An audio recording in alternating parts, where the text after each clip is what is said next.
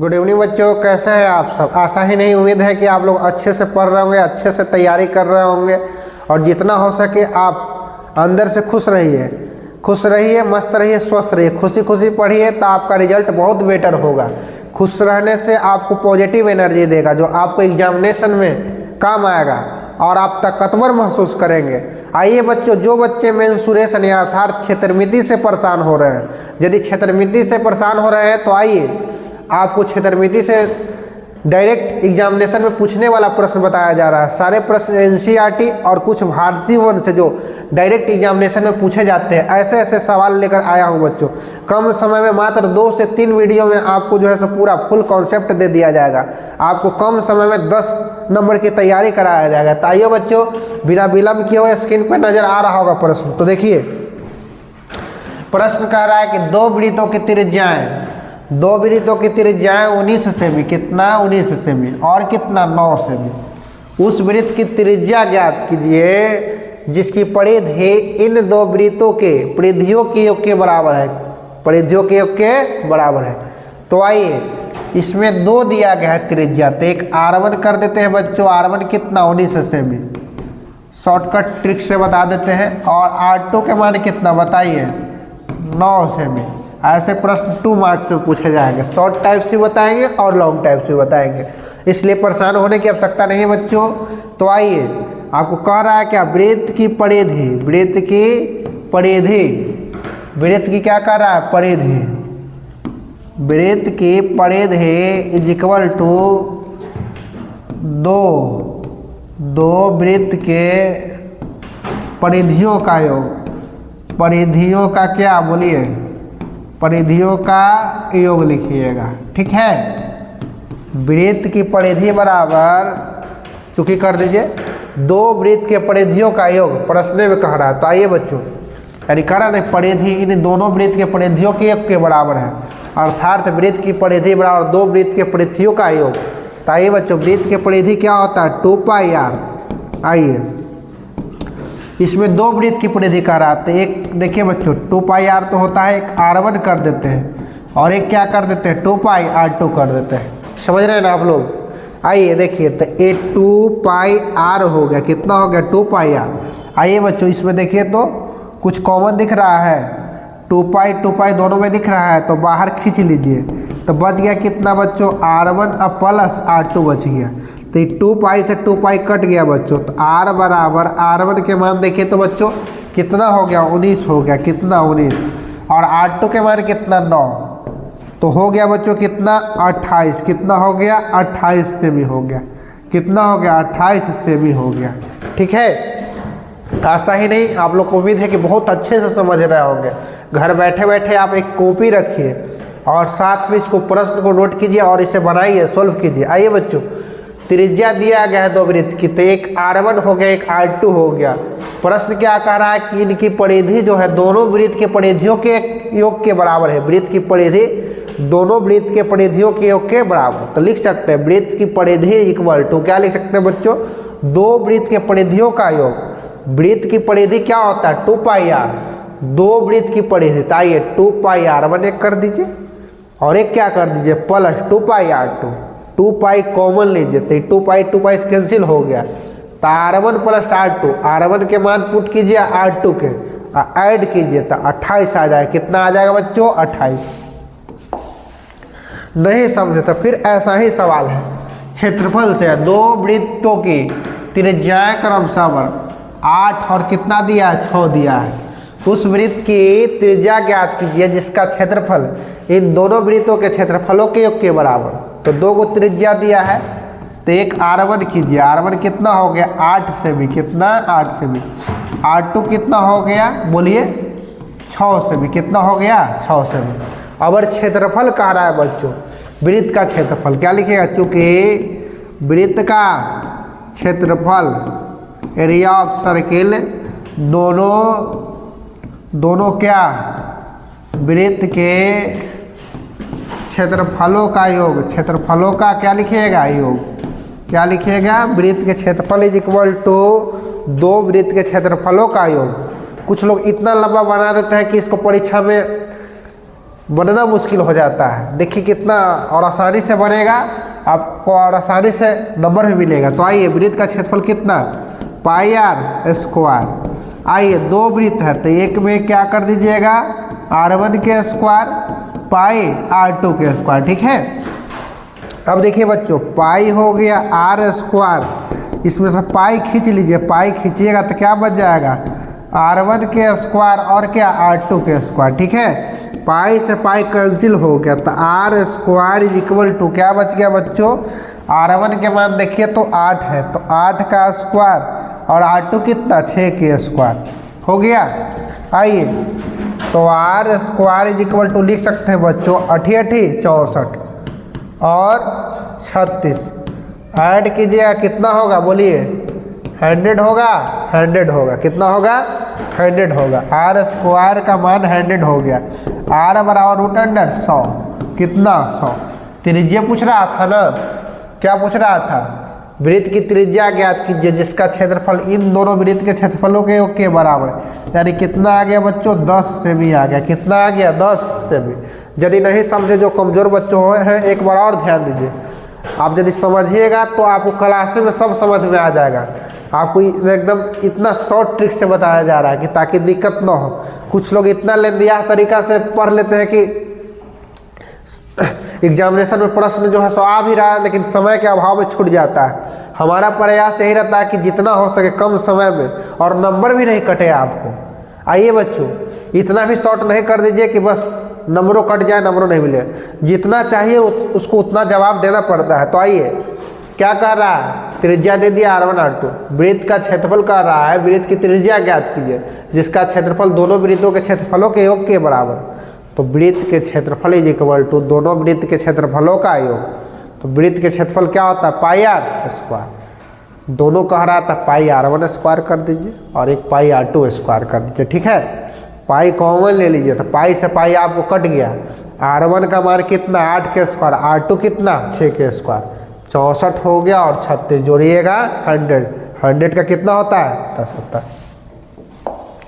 आइए क्या कर रहा है 6 सेमी त्रिज्या वाले एक वृत्त के त्रिज्यखंड का क्षेत्रफल ज्ञात कीजिए जिसका कोण कितना 60 डिग्री, ठीक है। त्रिज्यखंड का बच्चों त्रिज्यखंड यही ना होता है, त्रिज्यखंड बनाइएगा तो यही होता है, ठीक है। त्रिज्या कितना दिया देखिए तो त्रिज्या कितना दिया 6 दिया, 6 दिया और ये थीटा का मान दिया बच्चों, थीटा का मान कितना दिया 60 डिग्री दिया, कितना दिया 60 डिग्री, ठीक है। तो आइए यानी आर कितना दिया 6 सेमी। लॉन्ग प्रश्न में फिगर बनाइएगा, शॉर्ट में ना भी बनाइएगा चलेगा। 2 नंबर का सवाल है, थीटा का मान कितना दिया 60 दिया, कितना दिया 60, कितना 60 दिया, कितना दिया 60 दिया। आइए तो त्रिज्यखंड के क्षेत्रफल आप लोग जानते होंगे, त्रिज्यखंड का क्या बताइए क्षेत्रफल, त्रिज्यखंड का क्या क्षेत्रफल याद कीजिएगा बच्चों पाई आर स्क्वायर थीटा बटे 360, यही होता है ना त्रिज्यखंड का क्षेत्रफल पाई आर स्क्वायर थीटा बटे 360। अब कुछ नहीं करना है बच्चों, पाई का मान कितना 22/7 और आर का मान कितना बच्चों 6, आर स्क्वायर है तो 2 बार लिख देंगे ना, थीटा कितना 60 और बटा में कितना 360, ठीक है। ये 0 से 0 कट गया और 6 छक 36, ये भी 6 से 6 कैंसिल हो गया, ठीक है। तो बच गया कितना बच्चों 6 दूनी 12 और 6 दूनी 12 1 13, 132 बटे कितना 7, क्या सेमी स्क्वायर लिखिएगा, भागो दे के लिख सकते हैं, इच्छा हो जो लाइक। थीटा के मान दिया, ध्यान दें त्रिज्या दिया, त्रिज्या दिया आपको कितना 6 सेमी, तो आर हो गया और कोण दो देगा तो उसको थीटा कहेंगे, क्या कहेंगे थीटा। और ये फॉर्मूला होता है pi r square theta by 360, मान पुट के सोल्व करिएगा तो आ जाए कितना 132/7। सारे प्रश्न इंपॉर्टेंट है बच्चों, जो भी बच्चे निराश हो रहे हैं क्षेत्रमिति कैसे होगा एकदम फुल कॉन्सेप्ट दिया जाएगा। आइए देखिए एक वृत्त के चतुर्थांश का क्षेत्रफल ज्ञात कीजिए। एक वृत्त के चतुर्थांश का कई बार पूछा जा चुका है बच्चों, ये प्रश्न बहुत बार पूछा जा चुका है इसीलिए ऐसा लगा कि एक वृत्त के चतुर्थांश का क्षेत्रफल ज्ञात कीजिए जिसकी परिधि दे रखा है बच्चों कितना 22 सेमी, है ना। तो आइए पहले हम लोग वृत्त की परिधि से चले। वृत्त की क्या बोलिए परिधि, क्या वृत्त की परिधि क्या होता है बोलिए 2πr, यही होता है ना। आइए तो वृत्त की परिधि है कितना 22, कितना है 22, 2 आप पाई के मान जानते हैं ना 22/7, 22/7 हो गया r, तो ये 22 से 22 खत्म हो गए, क्या हो गए 22 से 22 खत्म। तो कुछ नहीं करना, r के यदि मान निकालना हो तो नीचे वाला ऊपरे चल जाएगा, नीचे वाला ऊपरे, और जो ऊपर वाला है वो नीचे चला आएगा, ऊपर वाला नीचे चला आएगा।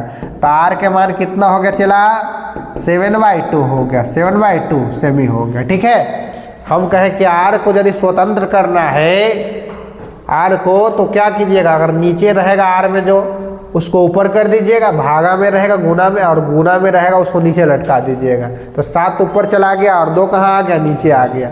अब क्या ज्ञात करना है बच्चों, वृत्त के चतुर्थांश का क्षेत्रफल, किसका, वृत्त क्या बोलिए, वृत्त के क्या चतुर्थांश का क्षेत्रफल, किसका, चतुर्थांश का, चतुर्थांश का,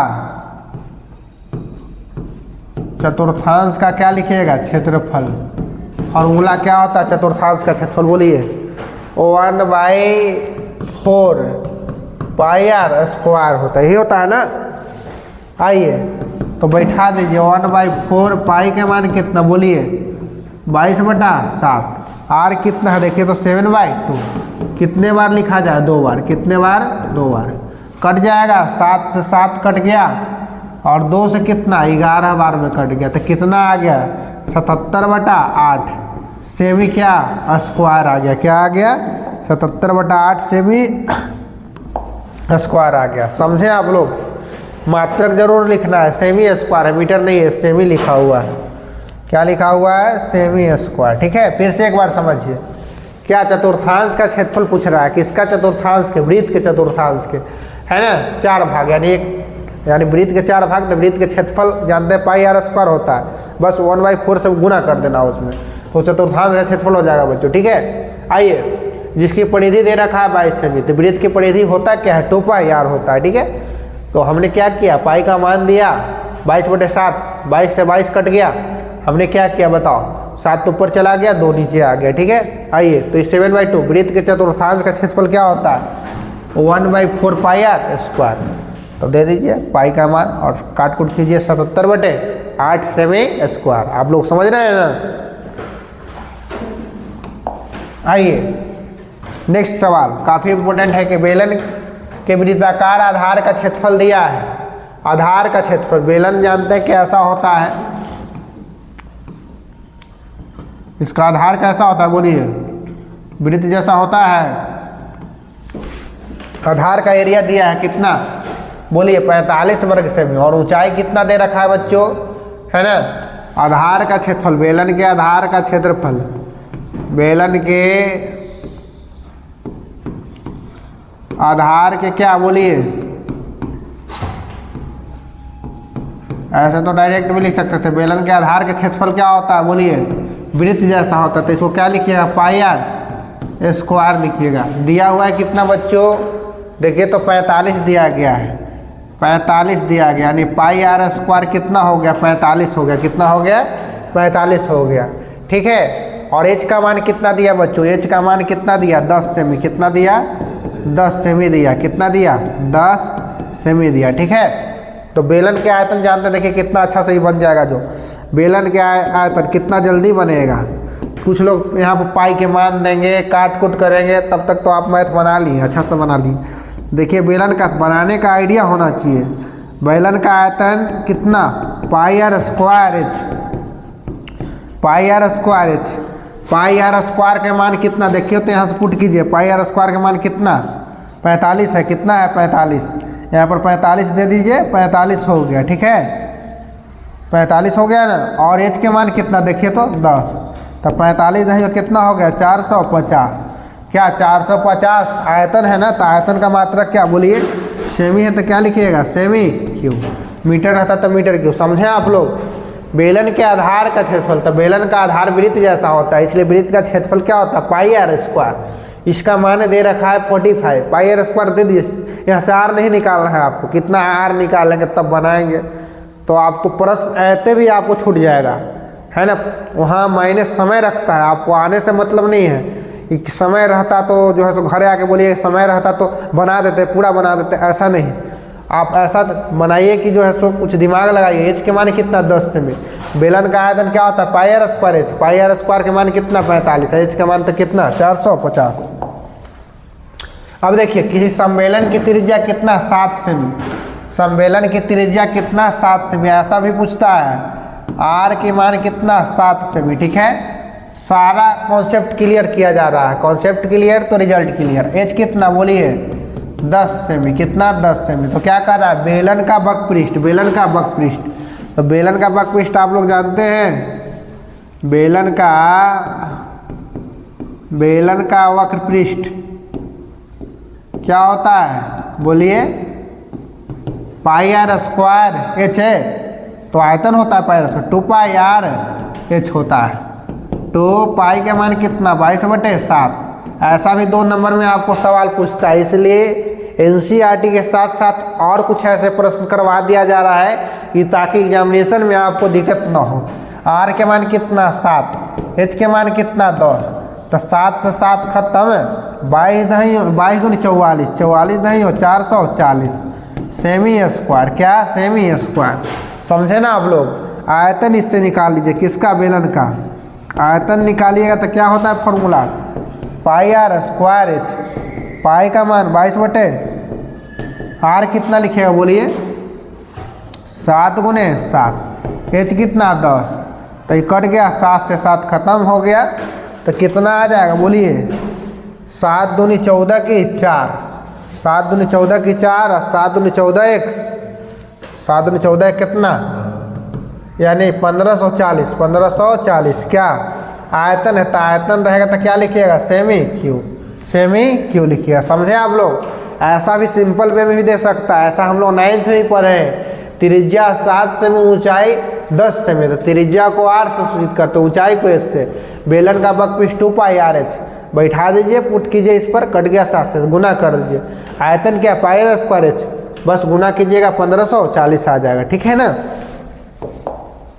नेक्स्ट सवाल है बच्चों, बेलन का बक पृष्ठ ज्ञात कीजिए। क्या ज्ञात करना है बेलन का बक पृष्ठ ज्ञात कीजिए, जिसके आधार की परिधि दे रखा है, आधार की परिधि और ऊंचाई दिया है बच्चों। तो आधार की परिधि आधार वृत्त के जैसा ना, क्या किसके जैसा होता है बताइए, है ना। अब बेलन का बक पृष्ठ जानते हैं क्या कि 2 पाई आर एच होता है। आइए बच्चों बेलन के आधार की परिधि थोड़ा सा लिख ही देते हैं। बेलन के आधार की क्या परिधि क्या होता है 2 पाई आर होता है, 2 पाई आर होता है। 2 पाई आर कितना दिया हुआ है देखिए तो 88, कितना दिया है 88। देखिए कितना सिंपल वे में आपको बता रहे हैं, ठीक है। 2 पाई आर देखिए ये तो हो गया। अब क्या कर रहा है एच दे रखा है, एच कितना दिया है बेलन में, एच कितना दिया है देखिए तो 5 सेमी दिया है, क्या दिया है 5 सेमी, ठीक है। अब आइए बच्चों देखिए तो क्या निकालना है बेलन का वक्र पृष्ठ, बेलन का वक्र पृष्ठ, बेलन का वक्र पृष्ठ। देखिए कितना जल्दी आपको 7 प्रश्न सोल्व कर दिया गया, पता भी नहीं लगा। मेरा प्रयास है कम समय में समय को भी बचत करना है कि ताकि आप कम समय में वहाँ बना भी दें और आपका रिजल्ट बेटर आ जाए। तो बेलन का वक्र पृष्ठ क्या होता है 2 पाई आर एच होता है, ठीक है। 2 पाई आर का मान बच्चों यहाँ देखिए कितना आया है 88 है ना, तो यहाँ 2 पाई आर का मान पुट कीजिए कितना 88 और गुने कितना बोलिए कितना 5 कि 10 है 5 ही है ना, हाँ 5 ही है। गुना कीजिए 8 × 5 = 40 की 0, बाकी हाथ में 4, 8 × 5 = 40 और 4 400 कितना 40, क्या सेमी था वक्र पृष्ठ था, तो स्क्वायर कर दीजिए। क्या कर दीजिएगा स्क्वायर कर दीजिएगा, कोई दिक्कत नहीं ना। समझ लीजिए एक बार बेलन के आधार तो आधार वृत्त जैसा, तो वृत्त की परिधि 2 पाई आर, तो सीधे हो गया। अब यहाँ से क्या करेंगे पाई के मान देंगे, बनाएंगे, माथा एकदम जो है सो खराब हो जाएगा। एग्जामिनेशन में प्रश्न छूट जाएगा। वहाँ टाइम का मैनेजमेंट होता है, आपको आने से मतलब नहीं है, वहाँ समय को कदर करना है। देखिए ध्यान से, क्योंकि समय का महत्व देने वाला है जीवन के प्रत्येक क्षेत्र में सफलता प्राप्त करता है। इसलिए एच का मान कितना 5 सेमी। बेलन का बकपिस्ट क्या 2πr h, 2πr का सीधे मान पुट कर दिए हैं 88, एच कितना 5, तो 440 सेमी है ना। इतना आंसर हो गया बच्चों। जो ही बच्चे एकदम क्षेत्रमिति से परेशान हो रहे हैं वीडियो में शुरू से अंत तक देखें और बार बार देखें। अगर न समझ में आए तो 1 बार से 2 बार देखें। बिल्कुल आपको जो है सो कॉपी लेने की भी आवश्यकता नहीं है, कॉपी कलम लेके भी बैठने की आवश्यकता नहीं है, एकदम सीधे दिमाग में घुस जाएगा। तो बच्चों आज का इतना ही, आशा ही नहीं उम्मीद है कि आपको बहुत अच्छा लगा होगा। तो इसलिए फिर हम नेक्स्ट वीडियो में आपसे मिलते हैं। पूरा कॉन्सेप्ट 10 मार्क्स का क्लियर किया जाएगा, शॉर्ट टाइप से लेकर के लॉन्ग टाइप कि ताकि एक भी एग्जामिनेशन में यानी प्रश्न नहीं छूट पाए। तो ठीक बच्चों, आज का इतना ही, सबको धन्यवाद।